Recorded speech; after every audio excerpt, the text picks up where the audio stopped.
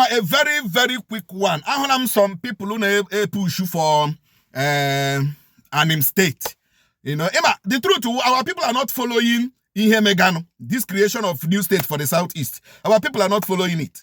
And they may not approve. Now get creative one more state for Southeast. Yes. And they cause on week the 5. And they cause the 6 or the 7. So okay, create one more state, you know, and a Southeast. And some people are they aware of what is happening. The politics they are playing at Abuja, the politics they are playing at Olo, the politics they are playing at Asaba. Many of us don't understand it. Now, look, let me tell you, I am not in support of Anioma State. Do you know why? If the federal government creates Anioma State, they create Anioma State, Igbo State will lose our oil block. Igbo State now, this current Igbo State will no longer become be a oil producing state.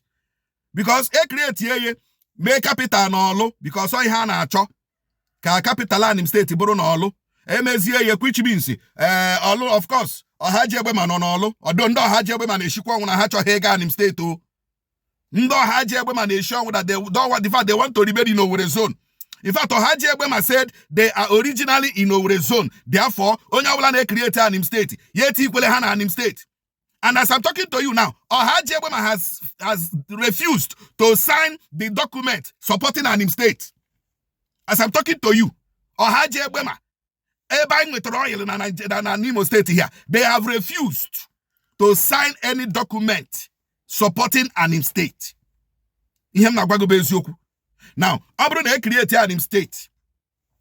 And all will leave. All the entire, I think, 11 local governments, apart from Ohajebemajuraju, we leave Imo State. Mwenezie Anioma State, Anioma State. Now, Anioma State will include Ndanambra Juraju na Hacho Hiso. Part of Ihiala them, Ozobolo them, Oga them, Agwata them. Hasina Hacho Hiwe Hacho ime within the Olo. No way Hacho ime within Hawalaba Anioma State. Unless Mageburu Capital Butere Hozobolo. No, yes, unless Mageburu Capital ha 8 year no. Ime Imo State now. Jeroy Haron we are government house. You know, where they ganye in this state, Imo only, a gaga salary, poor pension, a gaga more rural roads. When rural roads are run at this state, since the inception of this government, APC, opens on the man on this year. And when rural road, this government, manage a ganye, Jero government house on all. Nana Anioma State, wasting resources, wasting money. You know? Onye and I to Anioma State, onye and I need the government house also no. Mbado. No. Probably. Onwe ke ihe dio hashiri batakwa echi as a governor. Ye jero government house na Mbise, chowa Mbise state. Nonso Nkwa wuru governor echi, me jero government house na Mbitolu, chowa Mbitolu state. It doesn't make sense. So Anioma State, it doesn't make it. It doesn't cut it. Anioma is the deal. I repeat, Anioma State remains the deal. Because in Anioma State, we have found our lost brothers and sisters. In Anioma State, we have found our lost brothers and sisters in Delta State. In Anioma State, we have found our lost brothers and sisters in Ibanke, in Bini, that is Edo State. In Anioma State, we have found our brothers and sisters in parts of Kogi that is very close to the River Niger. So what are we saying? Anioma State is an extension of Igbo territory. Anioma State is an extension of Igbo brotherhood. Anioma State is bringing back our brothers and sisters that we are divided from us by River Niger, by territory, by war, by migration. So Anioma State is bringing back our brother, joining them to the Southeast. Now let me tell you the truth.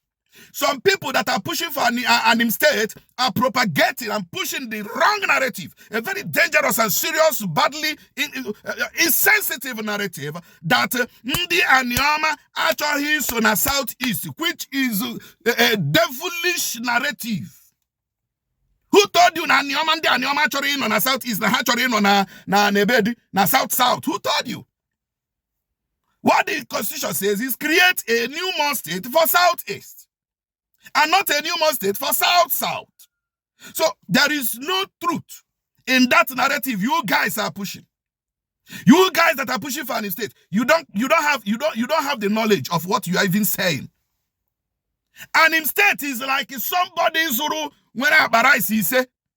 I want you to listen very attentively. Anim State duka he say Zuru no no go. I think he can take 6 small bag.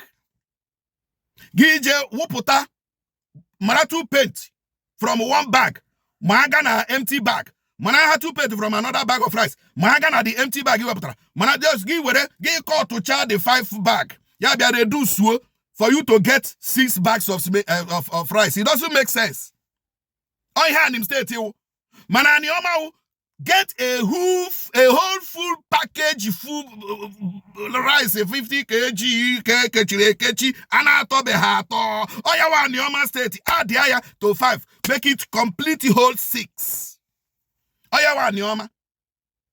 We extend the territory of Igbo down to River Niger, beyond River Niger, move it beyond River Niger, down to Ibanke in Edo State, down to Igala in Kogi, and our brothers, Igbo-speaking brothers in Kogi State. That is why Anioma State is the deal.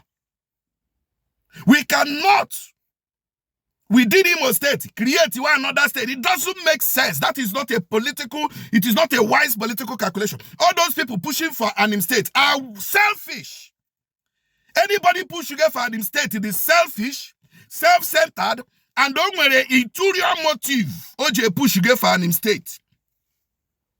Anioma State remains the deal. We must bring them back. Benue, Bini, we must bring them back. Kogi, we must bring them back. On the Ahunine Yabekotono, Buruziande Anioma State. Then, and when there's some part of furniture, let me tell you, Ndianambra, Jorona Haga Heson Anim State will comfortably agree to join Anioma State. Let me repeat.